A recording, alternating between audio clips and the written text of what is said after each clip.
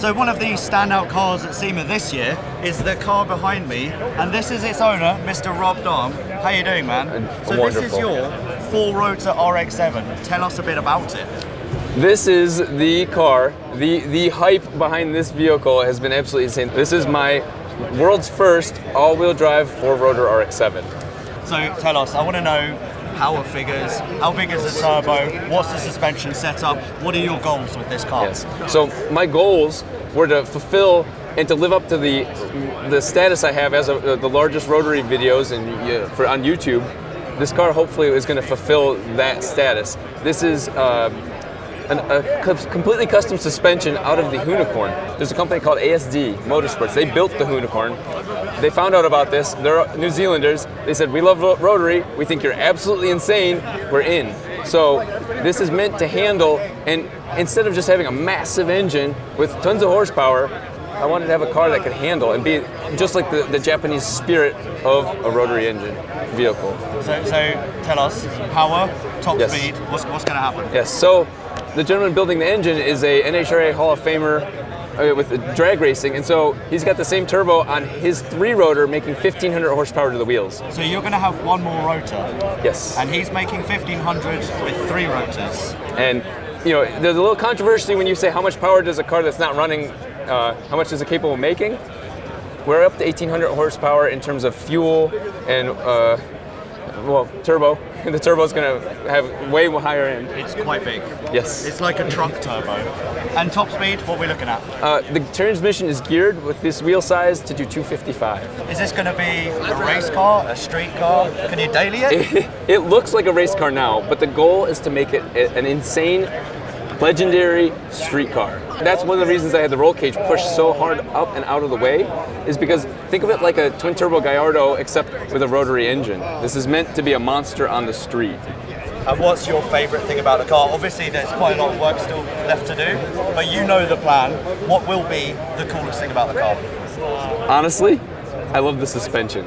I have a cantilever, it's a custom cantilever suspension, so I ended up building that. I ended up engineering the pieces off of ASD's design. So what you're seeing is the first time I'm really seeing it all put together. I just love the idea of the cantilever just bouncing as the car does. Power to weight? Coincidentally, Christian himself, Koenigsegg, had a hand in helping me with the aerodynamics on this car. And the reason I mention that is he's infamous for the 1-to-1. This car is that plus. So if anything, I have to add weight to the car because it is meant to be a Bonneville Salt Flats record holder, and I need a little bit more stability at the high-end speeds. Yeah. And one thing that Rob told me earlier, which I find fascinating, is that the diff on the front there is from an E36 M3. So, we kind of like brothers now, aren't we? Brothers in ours. In many ways. The MX-5, RX-7, BMW. We're like the same person. I'm the British version of you, maybe a little bit more handsome. Yeah. And when the car is built, I'm going to fly over and drive it. Is that going to happen? That is going to happen. Actually? Absolutely. Yeah, yes. Amazing. You heard it here first. Don't cut that bit out from the edit, because that's going to happen. Awesome, man. I can't wait to drive it, to see it, to experience it. So Rob Dahm's now gone to a whole bunch of different meetings, and this chap here, Jason, was it? Yeah, Jason. Jason turned up and he said that he knows a bit about engineering. So talk to us about this 4-rotor engine. There's like Dorito chips inside? Doritos inside. Yeah, I mean, so it's a pretty cool thing. I'm not as legit as Rob Dahm and actually doing an amazing build, but it is cool what he's doing. One of the big advantages of a rotary engine, as you can see, is the packaging.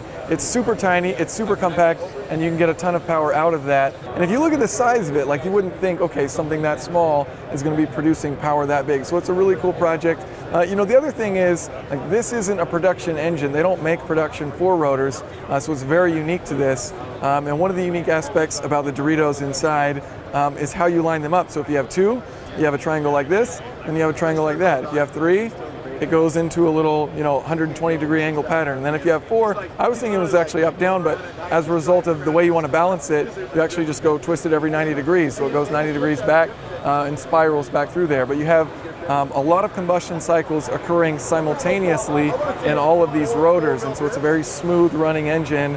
And basically adding on more, you just kind of multiply the smooth effect of that throttle rather than the pulses from each combustion cycle. And Rob was saying earlier that this car will be idling at about 1,500 RPM with a red line of 10,000 RPM. Now, Rotaries are very well known for having a high RPM limit. Why is that? Yeah, so really it's a result of not having reciprocating mass. So most engines, all the piston cylinder engines, basically everything here at SEMA has a piston that's going up and down, and you have to translate that into a rotational motion.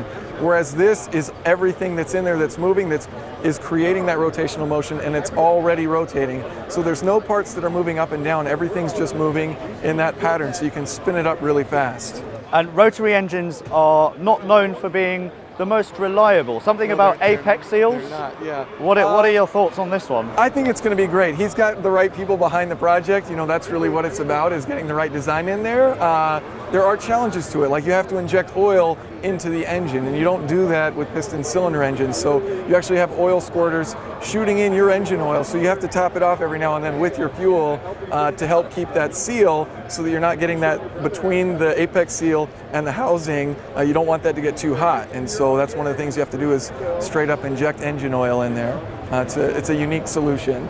And one question I have, which you might not even know the answer to, but Probably not. why has Rob not gone with, say, 3 or 4 smaller turbos, or even 2 smaller turbos? Why is there what looks like a massive truck turbo? Isn't that going to produce loads of lag? Yeah, so it certainly won't have a bottom end. It's going to be tuned for a top end. I'm guessing what he'll do is keep the gearing so that he keeps it. I mean, this is a high revving engine. 10,000 RPM is very hard. It's very challenging to get a long, flat torque curve for that wide of a range. So you pick a range, he's going to obviously pick the top end, that's where you're going to make all the power, and so you get a super big turbo. It can handle that really high speed, all the exhaust that's going to come out, and at that top end range, he'll have his gearing set up so that he can stay in that power band, float in those, 6,000 to 10,000 RPM range, will have loads of power, and just keep it up there. And a single turbo is a really simple, good solution for getting a super high amount of power. Make sure you subscribe to us, Car Throttle, and also Rob Dahm's channel, where you'll be able to see the whole build series. Right, so I am minutes away of getting inside a trophy truck and being driven around this amazing track. I am jet lagged as hell, but the excitement is really jacking me up and I can't wait. I think this is probably going to be one of the most exciting things I have ever done, ever.